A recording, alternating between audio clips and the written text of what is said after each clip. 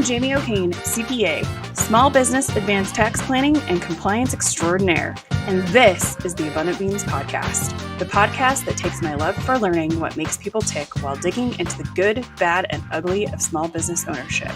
We strive to give you the insight that only those in the trenches of being and working with entrepreneurs can provide. Today, we're going to welcome to the podcast Kris Putnam-Walkerly. Kris is a trusted advisor to the world's leading philanthropist. I'm going to have a hard time with that word like all day, so you know. And the president of Putnam Consulting. As a philanthropy advisor, speaker, and award-winning author, she's helped hundreds of philanthropists strategically allocate over $500 million in grants and gifts. I like to strategically allocate. She's the author of Delusional Altruism, and I actually have it right here. I found it. I was like, I know it's on the shelf somewhere. And Confident Giving, Sage Advice for Founders. Kris is also a Forbes.com contributor on philanthropy, a global philanthropy content partner to Alliance Magazine, and the U.S. philanthropy expert to the leading Dutch philanthropy media outlet. Not even going to try that one. In 2017, Kris was inducted into the $1 Million Consulting Hall of Fame, one of only 75 consultants worldwide who are recognized for outstanding accomplishments and are regarded by their peers as global leaders in consulting. Welcome. Thank you very much. Good to be here. It's good to see you again. So what was your first job? My very first job in high school, I was 15 years old, and I worked at the College of Worcester in Ohio in their food service department. So I think I was, cleaning dishes and bringing out trays of food for college students. My first job, though, like professionally, I graduated from college at Indiana University and moved to San Francisco and went to work for a nonprofit that was trying to support human rights in Central America. And so that was my first professional job. I did a lot of organizing. And it actually was, when I think back on it, the beginning of my understanding of what I now call delusional altruism, which is the topic of my current book. Mm-hmm. Back then, so I'm dating myself. This was, I graduated college in 1990. So this is the early 90s. The fancy new technology of the day was the fax machine. And I always say I only have a fax machine because the IRS makes me fax things to them. Right, exactly. And it's not even a fax machine, it's a digital fax machine. But we used faxes then the way we use social media now, which was to get the word out quickly. You send these fax alerts to people to get them to call their congressperson. And so, but we didn't think we could afford our own fax machine because it cost too much money. And we were trying to send all of the money we raised to Central America. So instead we had to walk 10 blocks, a mile round trip to send faxes. We had to borrow somebody else's fax machine, another organization. And so we would do this, multiple times a week, sometimes every day. And then I find myself a couple of years later, I'm still working at this organization, and we go to Central America to deliver aid. And we walk into the office of one of these organizations we're supporting. And what do I see? This ginormous fax machine, right? This thing faxed, collated, copied, stapled, it practically made the coffee. And I was stunned because they were aid recipients and we were aid, bringers of the aid. Mm-hmm. And I asked the executive director, how could you possibly afford a fax machine? And he said, well, we have to send faxes every day. We need this. Of course we need a fax machine. And to me, it was my first understanding of, what I call delusional altruism. And part of that is the scarcity mindset, mm-hmm. where we thought we were helping folks by having a scarcity approach to our work and not investing in ourselves. Mm-hmm. But really, we were just wasting a lot of time, right? Because imagine if instead of spending an hour walking round trip to send a fax every day, we had spent that hour, calling donors and asking for money. Right, we could have raised a lot more money than that fax machine ever would have cost. And so it was my first job out of college, but it was certainly a very influential experience for me in my work. I love that. There's that saying, I've been saying it a lot lately, stepping over dollars to pick up pennies. Mm-hmm. Mm-hmm. Absolutely. I'm in an industry where people are very frugal, and I'm always very, very, very confused by it. in a lot of situations. We really have to invest in ourselves. I think as business owners, as philanthropists, as nonprofit leaders, it's like putting your oxygen mask on first before you can help others, right? Yeah. And I think it's the confusion that time has no value. Mm-hmm. I think that's what I run to a lot is like, why wouldn't you pay the $40 a month for the scheduling situation that makes you not have to do this by hand to save like 10 hours? Like, what is the, you could take a nap or you could earn that like 5 times over in that 10 hours or 1,000 times over even. Mm-hmm. Yeah, I was just talking with a client literally before getting on this with you, and we were talking about how much time they waste. It's a grant making foundation, how much time they waste preparing for board meetings every quarter. And it's an inordinate amount of time. I mean, I have clients where they'll say, we're going to spend like a month or several months to prepare for the board meeting, which happens every 3 months, right? Like that just makes no sense. And there's all this preparation, then the big event, the board meeting. And then there's the recovery. Like, people are exhausted afterwards. They need to take time off. They might need like their, emails haven't been answered and, work is piling up, and then they do it all over again. And no one is paying attention to how much time that takes. It's stunning to me. So they really work for like a month and a half on the.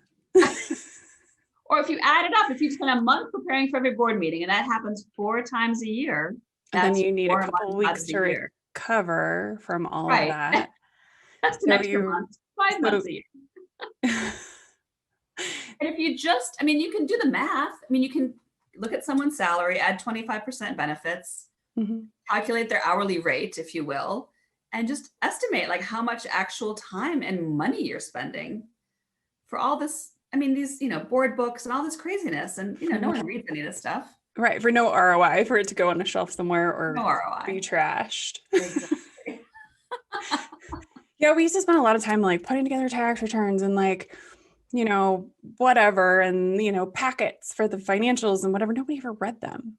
I was like, we're done. I'm done doing that because you don't care. And it's just a waste of our time. Exactly. If you cared, you let me know that you wanted it, but not a single person has noticed we haven't done it for the last 2 years. That should tell you something, right? And I was like, nobody ever asked for their management packet. Like it never happened. So it was like, and then and I did that because the firm I used to work for did that. And I thought it was great. Like, here's your financials, here's some notes, here's some, things we see. And then I work for company that is still their tax client, and then they would hand me a packet because I would help with some of the financial stuff, and I was like, I don't want your packet. And trash. And that was kind of my moment of, okay, wasting my time putting together packets. People aren't listening. People aren't reading our packets. So give us the quick rundown on your career journey. You already talked about, that first nonprofit you worked for, and then where'd you go from there? Well, what did I do? I went to work for the VA, the Veterans Administration. I was basically like a glorified administrative assistant, helping a public health research center. And then I went to get a master's in social work, thinking that I was going to run social service agencies. I would be the executive director of some social service agency. That was my goal. And then when I was in grad school, I took some classes in evaluation and how do you evaluate the impact of nonprofit programs and social services. And I thought that was really interesting because, of course, at the end of the day, you're trying to help people or, communities or the environment or, whatever you're trying to help. And if you don't evaluate the impact, how do you know if you're being successful or what to do more of, what to stop doing, what to change? So I actually went to work at Stanford University after grad school in the School of Medicine at another public health research center. And that was funded, this project was funded by the California Wellness Foundation. And it was evaluating youth and gang violence prevention programs all over the state of California. And that was, back when there was a shift in thinking about youth violence from a criminal justice problem to more of a public health problem. And how do you think about prevention rather than tossing these kids in juvenile detention? And how do you prevent violence and gang violence? And so that was really interesting and a great experience. And because it was funded by this large foundation, I recognize the value of philanthropy. You know, if you have nothing else as a philanthropist, you have money, you know, either your own or you're working at a company or a foundation and it's somebody else's money. But, you know, and money can be spent well or not so well. But if you do it right and you bring in, you know, really smart people, diverse perspectives and experiences, you listen to the people who are impacted by these issues, and engage them in coming up with the solutions. And, you know, you really think about what's the right intervention, what's the best way to tackle this problem and put the money behind it. You know, you can really create a lot of change. And so then I went to work at the David and Lucille Packard Foundation. And this is the family foundation of Dave Packard of HP. I was going to say the HP family. Yep. And so at the time was the largest or one of the largest in the country. And, you know, great experience. I did a lot of grant making to support access for low-income Americans, access to both Medicaid and the CHIP. Gosh, I'm going to forget the name, CHIP. the acronym. Health. Anyway, it's like a Children's low-cost health insurance. Children's health. Yes, for children's health insurance. And, you know, because not enough people have access to health insurance in this country. And a lot of children don't have access to care. So, you know, again, great experience. And I kept starting to get asked to do consulting gigs on the side and started doing them with some colleagues and then on my own, and realized I liked consulting. I did a lot of consulting projects with Charles Schwab's Family Foundation for a number of years. And then it just expanded from there. So I left my job and began a full-time consulting. That's awesome. Business. How long have you had Putnam Consulting? 20 years. Wow. So let's get down and like kind of into the down and dirty on philanthropy. You're pronouncing it better. That's good. We'll get there eventually. I don't say this word very often. You said in the book, it kind of sounds hoity-toity. And I was like, yeah, I just have this vision of like the robber barons almost, you know, in like the 20s and, you know, the hats and the, you know, they're going to, I don't know, the symphony or something, but just like kind of in my mind, that's what I picture. But what is philanthropy? Yeah, it sounds highfalutin and hoity-toity. I like that word. But, you know, to me, it's really, I really think all of us are philanthropists because it's really about actively promoting human welfare. And so we can do that in all kinds of ways. We can do it by giving, you know, certainly financial resources, but also through, you know, sharing our talent, our expertise with others, by donating our time, through volunteering or serving on a nonprofit board of directors. You know, and in different countries and parts of the world, being philanthropic means different things. So like in many African countries, you know, you might be giving to family, but family is more widely defined as not just your own actual family, but others in your community or like the kids of friends. And so, you know, I was talking to a woman who was like taking in her friend's children for a period of time, and that's considered part of philanthropy. So, you know, I just think it's giving of yourself and the resources that you have. You know, it can be as simple as making an introduction to a nonprofit leader, to someone in the community that you think could help them, because you know both people and you're making that simple introduction. But for that nonprofit leader, that's a really big deal. It really could be the connection they need to accomplish whatever it is they're trying to do. That's awesome. So one of the things you help people do, and you can just tell me if I'm wrong here, is to create positive impact to match their intentions. So can you talk about like what are, in the delusional altruism part, like that's where this fits in. What are the biggest mistakes people make to deaden their impact or not create the impact that they're hoping for? What are those big mistakes? Yeah, so there's lots of mistakes. And I think the first is not having clarity on what you're trying to accomplish. So it's hard to know, if you don't know where you're headed, it's hard to know how to get there or if you've arrived, right? So I think too often funders, and again, you know, donors, leaders of foundations, you know, Fortune 500 or small business, at whatever scale, you need to start with clarity as to what you're trying to accomplish. So having clarity on your strategy, you know, what do you want to accomplish in the next year? with your giving, what kind of impact you want to have in your community, what kind of change do you want to see, what kind of philanthropist do you want to be? You know, that's a fair question.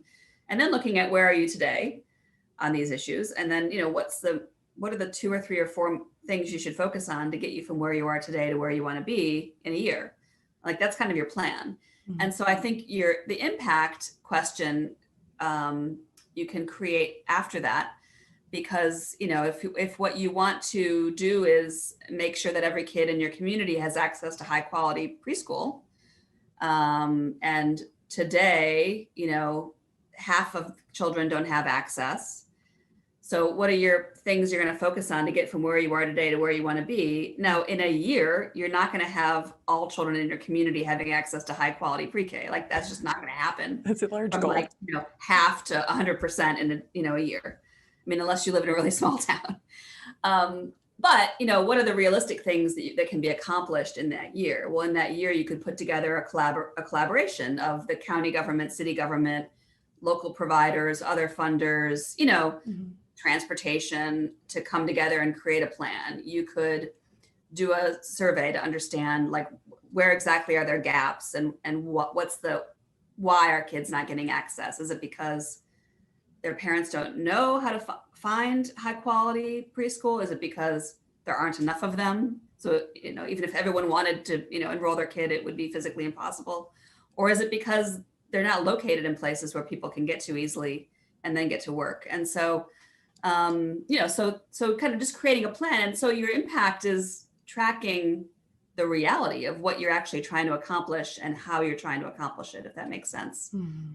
I think another thing, though, too, is that people don't recognize that, you know, you have to calibrate your expectations of the kind of impact you want to have with the donation you're making. So, you know, you might make $1,000 donation and expect that the nonprofit's going to have like outcome measurements and an evaluation that they've done. Well, evaluation costs money. And if the nonprofit is kind of hobbling along with lots of different donations, and chances are they don't have the money and the resources to really invest in an evaluation to assess their impact. Now you know, so it's like you have to kind of calibrate your expectations accordingly, I think. And then, you know, the other thing I think it's important to think about is, you know, impact you assess based on data collected. So to do that, you have to have a program, you know, in place, for example, that's already, you know, let's just say like, you know, treating people are coming in, getting some kind of help, and you're assessing if they've changed or made improvements or whatnot. Well, that's great, but that's not a really good model to follow if what you're trying to do is something brand new. You know, if you're kind of coming up with a new innovative approach, then, you know, you have to give that some time to be able to determine if it's effective or not. Yeah. And I think, you know, philanthropy is a great way to try new things, test new ideas, new interventions. It can really be that kind of R&D money, that research and development money for, you know, social services, healthcare, crisis response, for example. I think, you know, approaching it with a mindset of, you know, openness and abundance, and being able to intervene in ways that are both meaningful and, you know, ideally impactful is a good way to go. Would you say, I just said, I just think of this because I was reading the annual report for Planned Parenthood this last weekend. Because somebody made some comment. I'm like, it's 4% abortion. Can we just not even? But anyway, understanding that whatever your dollars are going to go to, you know, especially if it's like a large nonprofit like Planned Parenthood, they have those evaluation systems, and you have the ability to look at those and understand where your dollars are going, right? Would you say one of the mistakes people make, though, is looking at kind of like their overhead or like how many directors are getting paid and saying, oh no, that one's not for me. Right. So I think a common mistake that many donors make is focusing on, as you said, this myth around overhead. Which is basically, this notion, and we've all heard it, like 99 cents of every dollar goes to support, whoever the organization's trying to help. And oh, don't worry, we only spend 1 cent on every dollar received, like for overhead or administration or fundraising or whatever. But if you think about it, like imagining running your business where only like 1% of your revenue you were allowed to invest in yourself, and the rest of it had to, like, I don't know, go someplace else. I mean, it makes no sense, right? Because you need to invest in, the lights, the rent, paying your people a good salary so that they stay. Quality people. Staff retention, research and development, investing in technology, bookkeepers, whatever kind of financial management you might have or need. The audits and those evaluation reports. Exactly. Right. Those are expensive. Right. So, I'm not saying go overboard, but certainly you have to invest, like we talked about earlier, invest in yourself in order to have the greatest impact. Right. And, nonprofits need to do that because, again, think about it. If, you have an organization that you support and believe in, and, you really believe in what they're doing and the impact that they're having, and, it's a cause you care about, well, don't you want that nonprofit to be as effective as it can be? Don't you want them to have top talent, a good infrastructure, the ability, a great like financial management system, the ability to fundraise from different kinds of people so that they always have resources coming in, a great board of directors, the ability to evaluate themselves and make course corrections and improvements, some communication or outreach apparatus, right? Of course you want all that, but all that costs money.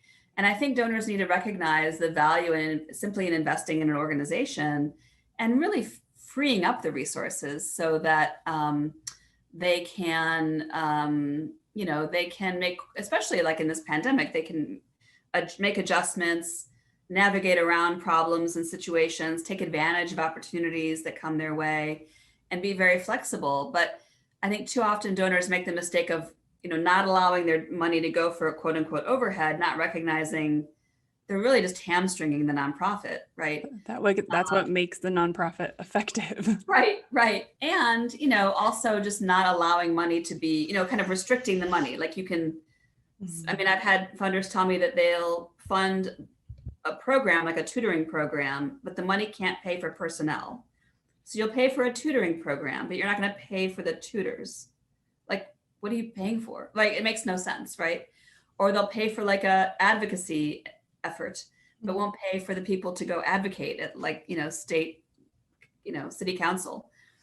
So, I mean, this is all a people business, right? So it doesn't make it, so when you tightly restrict the money, it can only be used for this and only be used for that, but it can't be used for this and only for a year. And by the way, you have to do all these reports and, fill out these lengthy application processes. Well, guess what? I mean, it doesn't make it's common sense. A lot of the staff are spending a lot of time doing all this stuff, all these machinations, just to get money that they're kind of hobbling together to make something work. And we would never expect a business to run that way effectively, right? So why would we expect a nonprofit? Yeah, it's always interesting to me, to kind of along those lines. I'm like, if this was a side hustle for whoever's doing this thing, they're not going to last very long if they're not getting paid, right? Like if you really truly believe in this mission, why don't you put as many dollars as possible to the person who's creating said impact? Exactly. And I've worked as a volunteer. Volunteers are not good. Like there's only so much they can actually do because they're not paid. Mm-hmm. Right. Exactly. Our church in the childcare forever. And I was like, I had a lot of great ideas and things to tell you guys, but I'm not getting paid. So, like you won't listen to me anyway. And we can't make improvements if everybody's a volunteer all the time. Right. Yeah. I mean, I think, I think we occasionally hear stories of like some nonprofit leader making a lot of money, but, again, just giving us, kind of making up a scenario here. If there's a nonprofit leader who's making $500,000, that could be seen as like horrifying, right? Oh, that's so much money. They don't deserve that. Well, what if that nonprofit leader was able to bring in $20 million in donations, but the previous person who was making $200,000 a year could only bring in $5 million in donations? Like, do the math, like, I think we want the more money coming into the organization as long as it's all being done above board and everything. But you know what I mean? So just you have to think logically. And too often I think funders, they're super smart people. They generated money through, often growing a business, selling a business, sometimes it's inherited wealth. But nonetheless, you're smart, but it's sometimes like common sense gets tossed out the window. When we're looking at Yeah, or when we're looking at nonprofits, like they're supposed to be different than business. And they are, in the sense that there's a different bottom line. Let's just say, let's take impact, right? Well, what if you're supporting substance abuse treatment programs? Well, that's great. And we know that there's a lot of, recidivism, addicts get sober and then they, relapse. And so you have to recognize that changing human behavior and addiction or health problems can take a long time. It isn't the same thing as selling a widget and making a profit. It's different, but at the same time, it's an organization and you're running an organization. Yeah. Nonprofit's always very interesting to me, just because people are always like, I'm going to create a nonprofit. And I'm like, why? And they're like, just because then it's nonprofit. And I'm like, we're going to run it any different than you would run a business? Well, no. Okay, well, maybe let's not do a nonprofit then. Why don't you take that money and give it away later? Or, you can still give to charity out of your business. Yeah, it's another mistake a lot of people make is, again, and I wrote the book Delusional Altruism because, what that means to me is you're genuinely wanting to make a difference, be altruistic, change the world, help people out, but you're delusional in kind of your misguided beliefs and practices that are actually holding you back and making you less effective. So it doesn't mean that you're crazy. It just means you're kind of clinging on to these beliefs. And one of them is, and I forgot what you just said before. About people just creating nonprofits. Oh yeah, right. So they want to, pick your issue, like end homelessness. And so the response is, well, we'll start a nonprofit, right? Well, chances are there's already like way too many nonprofits in your community competing for funding. And, is your idea really that not different, honestly, than others? Maybe it is, but, do you recognize what you're setting yourself up for? You're setting yourself up for starting an organization, like 501c3 organization, and managing it and fundraising for it. And often, you have the best of intentions, but you have zero fundraising expertise. And so you end up kind of saddled with this extra nonprofit that you're trying to raise money for. I mean, your idea could be the most brilliant idea in the world, but why not first look around and say, well, who else is doing really good work in the homeless area or whatever the issue is you're focusing on, and building relationships with them, maybe partnering with them, maybe going to work for them, or saying, here's this great idea. I'm happy to help you create a new program or a new initiative around this. I'll support you. I'll join your board or whatever, however I can be helpful. Or as you said earlier, not even doing that, but just saying, I have this amount of money.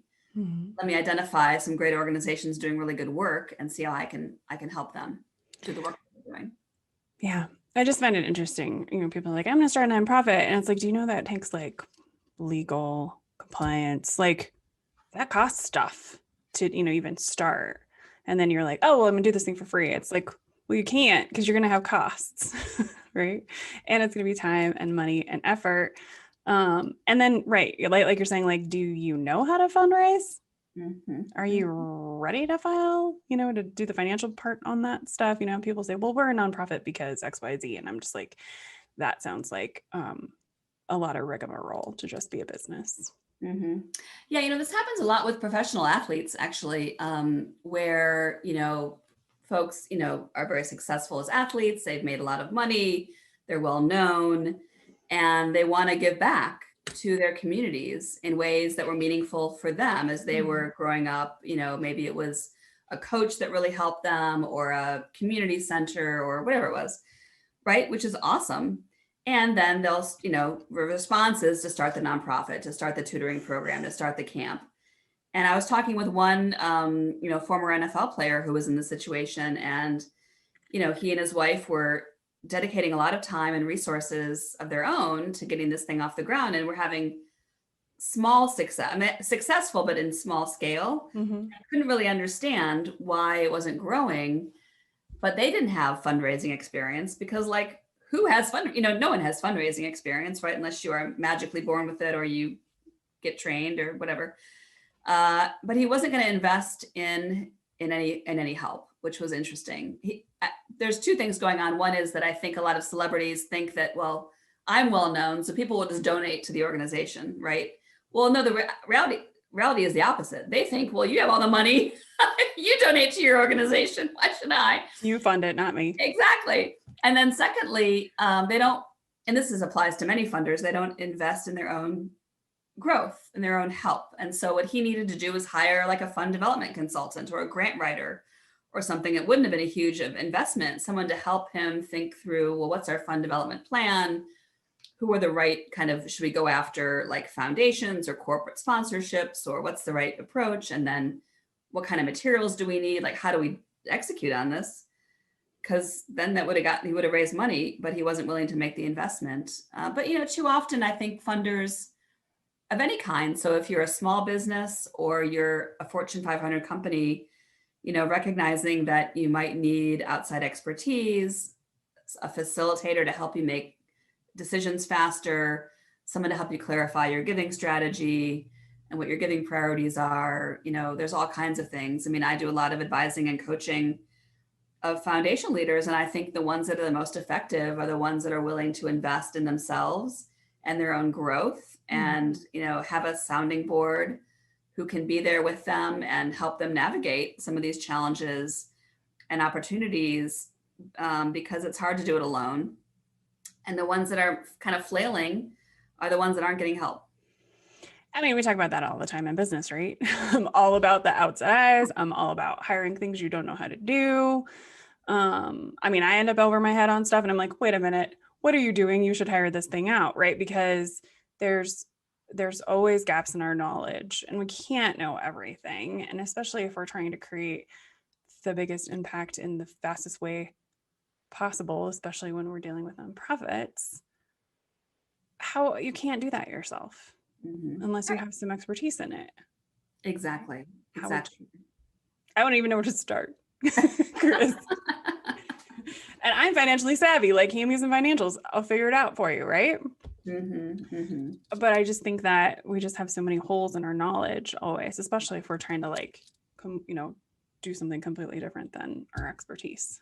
Exactly. And you don't know what you don't know also. Yeah. And so somebody that can help you identify, well, have you thought about these 5 things, or here's the things you need to be paying attention to. Here's what's going to happen when you start a foundation. People are going to look at you differently. Things are going to change. How are you going to respond? What's it going to be like when you have to say no to somebody because they don't fit into your funding guidelines? Like, let's talk about that now, before it's happening to you, so you're prepared. And like in the example of like professional athletes, generally they've never been business owners either. They've been employees. Right. Usually. Right. So, I mean, like at many of us, we might've had one job. That doesn't mean we've run an organization or we've been a philanthropist.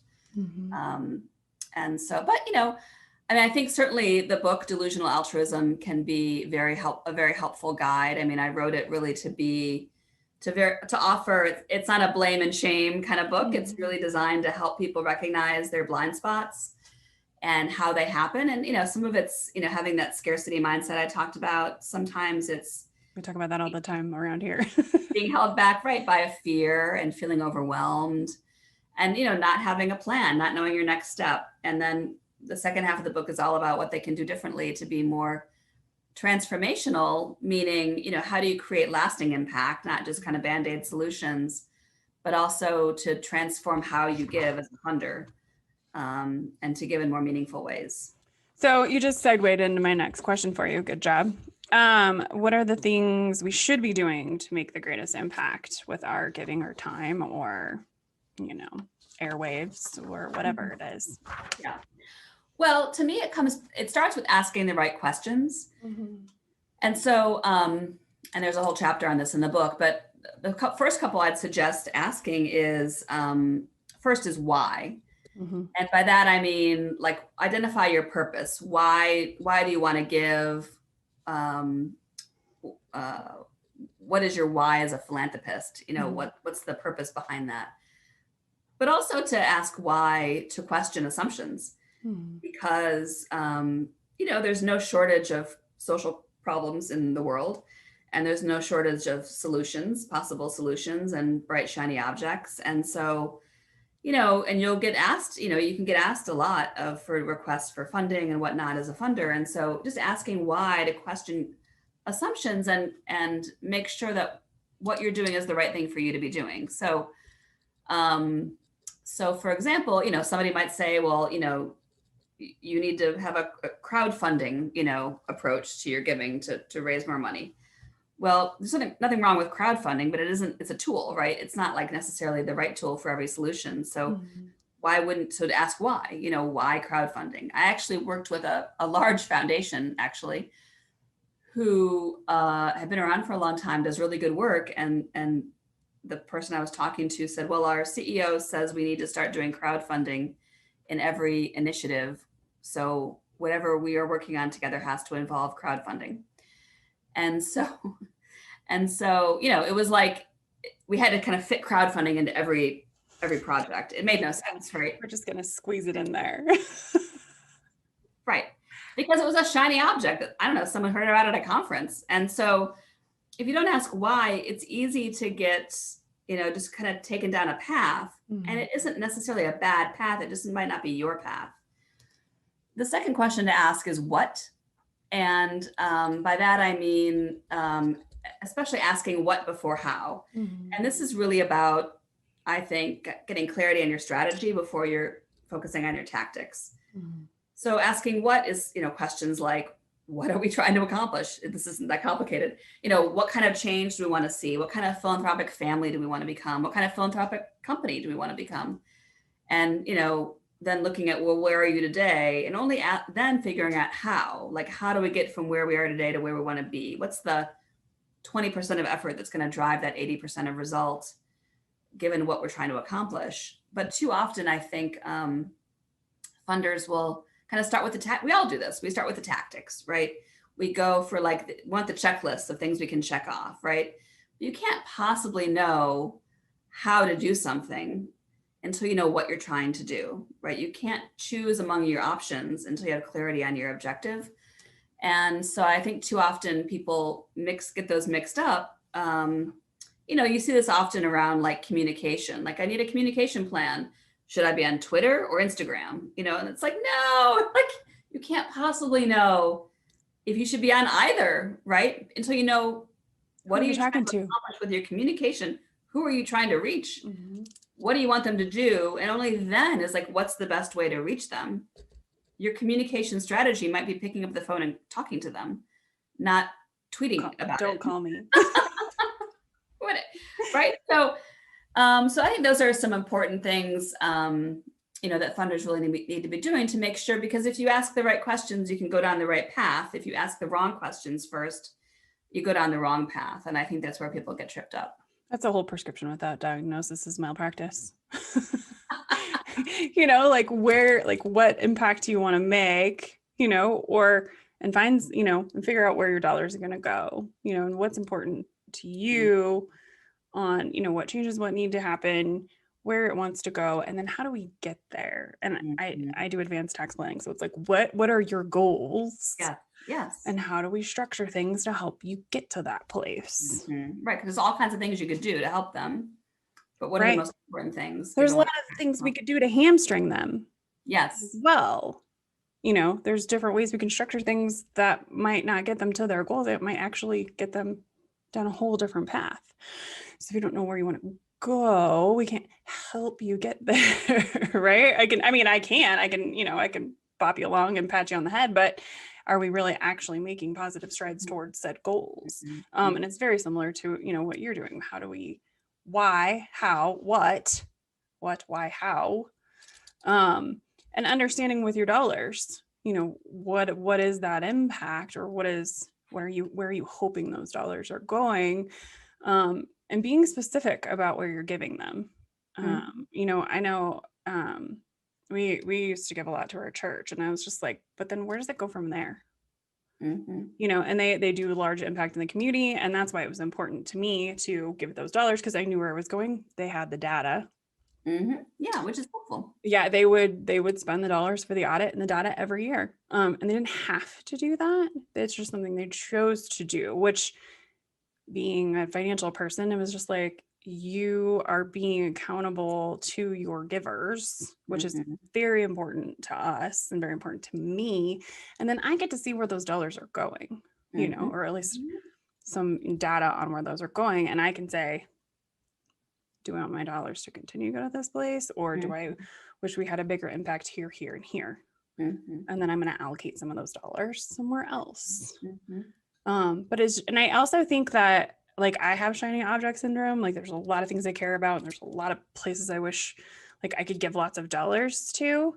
But you kind of just help me, like, kind of figure out what are those things that I feel, what are, our top 3 or 4, maybe even, and you probably do the same thing, like pick 5 or like whatever.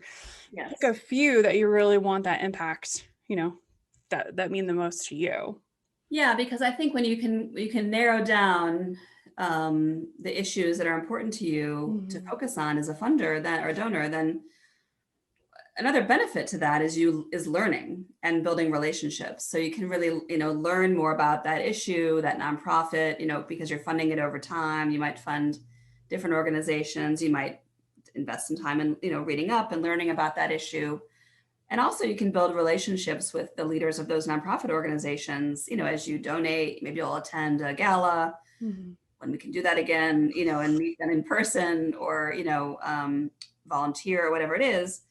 And then, the value of that is when things change, when there's another crisis, as there will be another one, you can reach out to that nonprofit and say, hey, one of your donors, this is what I can do. Like, I'm happy to help you. Like, what can I do to help?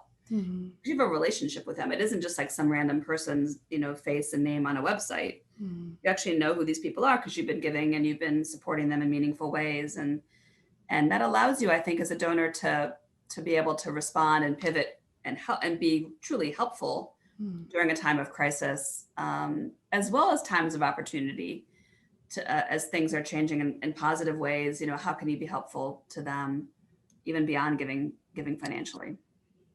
I love that. And you'll have even more impact, right?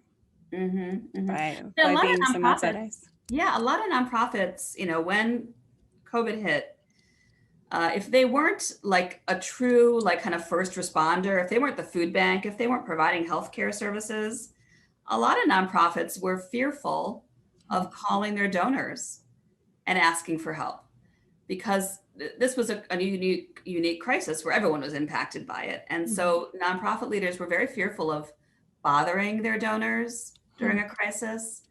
They didn't feel that they were worthy enough. Like, they're an arts organization, so we're not like at the front line of, people's lives. However, it's an arts organization, like, if you don't have ticket sales and people walking into the building, like, you're kind of sunk, right? And so, but I think it's the nonprofits that had relationships with their donors, and often donors didn't know how to help. Like, they didn't want to bother the nonprofit, like, oh, like, what do we do? And so there's just this communication void happening. But what was needed was help. What was needed was conversations to say, well, this is what I can give. I was going to give you money at the end of the year. How about I give it to you now?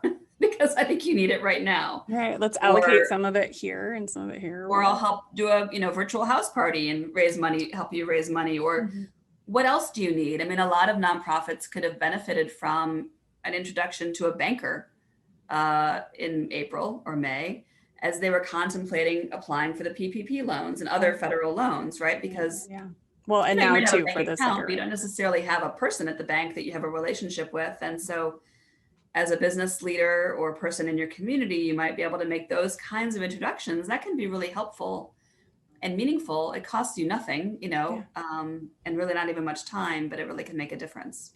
Yeah, I love that idea. I mean, we dealt with PPP loans on this end. We're doing second round with some clients right now. We're looking at it, seeing if it makes sense. There's a lot of options for nonprofits for credits, and just as many as there are for businesses. But a lot of these people probably have businesses too, right? Or they have accountants, and they could just say, hey, I'm going to pay for 3 hours in my accountant's time to help you with this thing, so that we can help you get funded. What needs to happen? We can give you dollars, but we also can give you, what is your pain point? Because a lot of us accountants learned how to be bankers in the past year. The other mistake I think many donors are making that can be quickly changed is I think too many, and quite frankly, people, business owners, this happens to all of us, is, there's been such constant change at the beginning of this decade. And it has felt like there's just constant crises and the hits keep coming. And it can feel really hard to plan ahead when the future is so uncertain. And so so many of us respond by feeling paralyzed. Like, how can I possibly create a giving plan, start a foundation, develop my business strategy, whatever, when I don't know what's coming down the pike next, and the conditions all around me keep changing. And so the problem with that is if you're sitting on the sidelines, you're not engaging in any kind of change, you're not moving forward, you're really falling behind. And I think that, again, you have to take a mindset shift from the idea of an unknown future paralyzing you to letting it free you. Because really the future is no more uncertain today than it was last year or last decade or last century, right? We just all feel it more right now. Right. But, disruption and volatility are the status quo. There's always going to be change. And if you kind of lean into that, if you will, and let that free you and really create a plan that you can count on that makes sense today, based on the information you currently have, begin using it immediately, implement that plan immediately for as long as it makes sense, and then change it rapidly as conditions change. Yeah. And expect that they will change and really build in time, like literally on your, if you're planning for your strategy for the next year, plan every 2 months that you're going to check in with your team or yourself if it's just you, and what's working, what's not working, have conditions changed in the world or within our organization that would warrant us to revisit this? Do we need to add something, stop doing something, pivot, tweak, whatever? Because then you always have a living, breathing, sentient strategy, guiding or plan, guiding you with the confidence you can change things along the way. And actually, I wrote this guide that might be of interest to your listeners. It's called 8 Things Every Philanthropist Can Do to Change the World. I love that. Even when the world keeps changing. And it's a free download. You can go to 8things.org and download it. And, it's applicable to philanthropists, to nonprofit leaders, really to business leaders, but it's really all about, 8 steps to, creating this plan you can count on, even when conditions all around you keep changing, having the confidence to know that you can change it along the way. Because, having a good, even if it's not great, perfect plan, allows you to move on something. It allows you to rally your team on something, identify your top priorities, and make sure that your resources are being allocated appropriately. If that's your business strategy or if it's your giving plan, whatever it is, I think it's really important that we don't feel paralyzed in fear by what's going on around us. And that creates resilience, right? If we say we want to get here, but there's 1,000 different ways we can get there, or maybe we're going to take an opportunity on the way. But having those, just like, I like to call them like yearly goals, but we do quarterly or monthly or whatever, because then we can just kind of change things as we go, and having that resiliency, because really in the end of all of this, the nonprofits that are going to live, the businesses that are going to live, the things that are going to continue are the ones where people said, everything's changed for us, or things have changed for us. How are we going to solve for this? And then a lot of the time they're better on the back end, right? Because they've been resilient, or they've created processes, or they've created a delivery way that they didn't have before that really does create that resilience in the business and gives them more flexibility. Right. I mean, I think resilience is really not, you don't just bounce back from a problem or crisis, you bounce forward. And to me, part of that forward momentum is, having clarity as to where you're headed and the confidence. I mean, I was talking to a nonprofit leader last month who had just created their strategic plan, like in February, of 2020. And so, the whole thing, everything changed, of course, with COVID, but he said, thank God we had that plan, because we had 2 things going for us. We had a plan to tweak, right? It wasn't starting from scratch. Like, now what do we do? I was like, okay, we have our strategic plan. Obviously, we can't continue the same way, but we're not starting from zero. We can figure out what to adjust and change. And they also had developed kind of a planning mindset. Their team had come together and thought about what are our priorities and how do we get clarity on what's most important for us to be doing and who's responsible for what. And, they had a process in place so they could also activate that process to tweak it, and, continue tweaking it throughout the year. Mm-hmm. That's why people are like, I need a business plan. I'm like, no, you're not. It's just going to sit on a shelf. Like, we need a strategic plan, right? Or we need 10-year goals, 5-year goals, 3-year goals, 1-year goals, right? Because that's how we figure out where we're going long term. A business plan is just a document that doesn't change, right? Mm-hmm. Flexibility is key. Yeah, the flexibility is key because you're right. Things are changing rapidly. Even without a pandemic, things are changing rapidly. I can't tell you how much of my industry was completely frozen by the fact that they couldn't do in-person appointments anymore. Yes.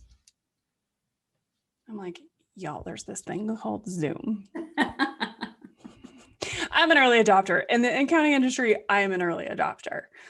But I'm just like, y'all, we have to get on the same page here because people are not, like, you're wasting people's time. I started doing Zoom appointments because I was like, I'm not driving 45 minutes downtown to have an hour coffee and come back. That's a 4-hour round trip if I get dressed.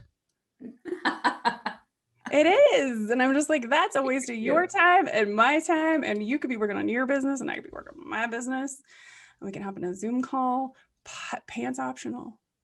And we can do 30 minutes, and it's changed my business and it's changed my driving and it's, it's changed so much. I know. But that was because you invested in your own, like building your technological muscles, really. Mm-hmm. As did I. I mean, I was using Zoom, not as much, obviously, but so it was not that big of a deal. I knew how to use it. I knew that I could use it.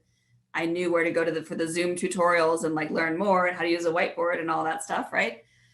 But it was a fast uptake as opposed to starting from scratch. I mean, I know donors, foundations who, I think all foundations in the world could be divided into 2 categories in March of 2020. Those that had the ability to make online grant payments electronically and those that couldn't. And there are a lot of smart, talented, sophisticated foundations, private foundations, family foundations, corporate, community foundations that rely on paper checks that were in an office that had to have multiple signatures of different people. And I talked to foundation CEOs who were in a state of panic because they desperately wanted to get money out the door. Like they wanted to, support these nonprofits and physically couldn't because their checks were locked in an office. And they had no way, it's a bit of an effort, to take an organization to do that online. It isn't like you just call the bank and say, set me up on an online situation. So, they had to do all these things on the fly, working remotely during a crisis. And it took a long time and it caused them a lot of unnecessary stress, and it caused the nonprofits. They wanted to support a lot of unnecessary stress as well. That's crazy to me. Right. But just by investing a little bit of, technology and time to kind of create some online systems to help you, it really makes the difference. And it's that way for everything. It's not just technology, right? Yeah. But just think how much more efficient they are getting the dollars out the door now. Right? Like they're not mailing checks. The nonprofit doesn't have to wait for them. They don't have to go to the bank and cash them. I stopped taking checks. It's 3 or 4 years ago. I have one client that would send me checks. Everything is on recurring payment. You know how much time that saves me?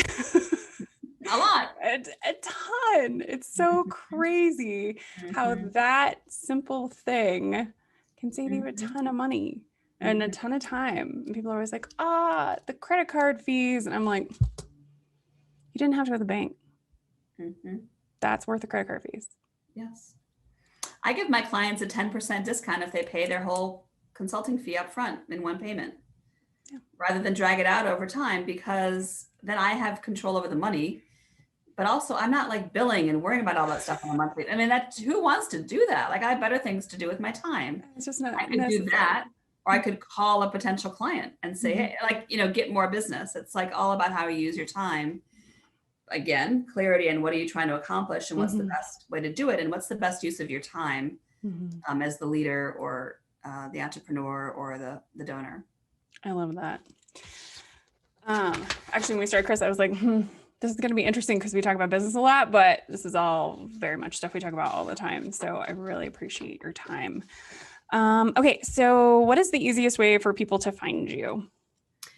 Yes. Well, a couple things. One is, as I mentioned, if you want to download that free guide, it's 8things.org. With an 8 or an EIGHT? Oh, actually, you could use the number 8 or the word 8. And we always drop everything in the description. So so 8things.org, and that's the free download for the guide, 8 things every philanthropist can do to change the world, even when the world keeps changing.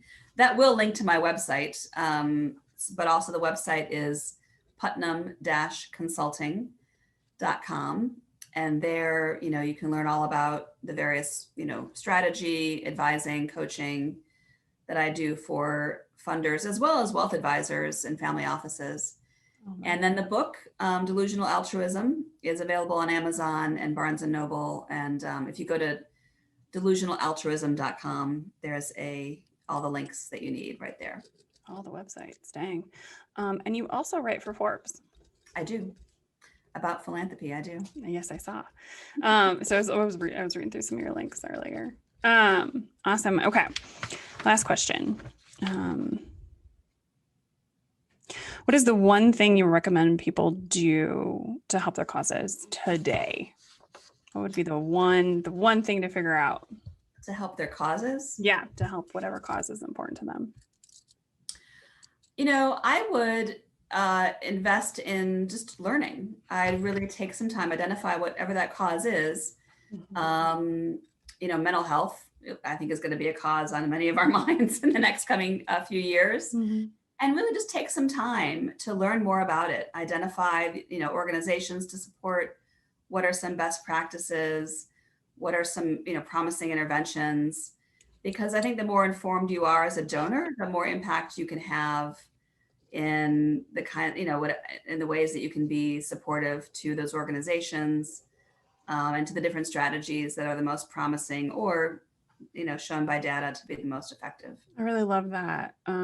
Understanding what you want and understanding what's important in that realm without, just blindly giving your dollars to, whatever sounds the best, but what creates the most impact. Awesome. Kris, thank you so much for your time today. Oh, you're welcome. Thanks for having me.